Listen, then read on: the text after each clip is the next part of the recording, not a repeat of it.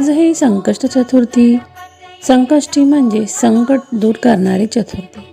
प्रत्येक शुभ कार्यामध्ये आपण बाप्पांचे पूजन करत असतो आणि आपले संकट ते दूर करत असतात.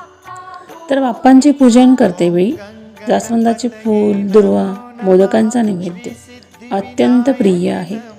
सायंकाळच्या वेळी चंद्रदर्शन करावे, चंद्राची आरती करावी, बाप्पांना मोदकाचा नैवेद्य दाखवावा. आपण प्रत्येक संकष्ट चतुर्थीला उपवास करतो, परंतु काही सेवा करत नाही. तर आपण जर अशा प्रकारे पूर्ण सेवा करून जर व्रत केले तर त्याचं फळ आपल्याला निश्चितच मिळतं.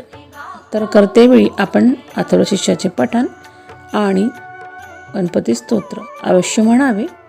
तर बघा, प्रत्येक महिन्याला येणारी संकष्ट चतुर्थी ही सेम असते. आपण ह्या सेवा नक्कीच केल्या पाहिजे. गणपती बाप्पा मोरया, मंगलमूर्ती मोरया.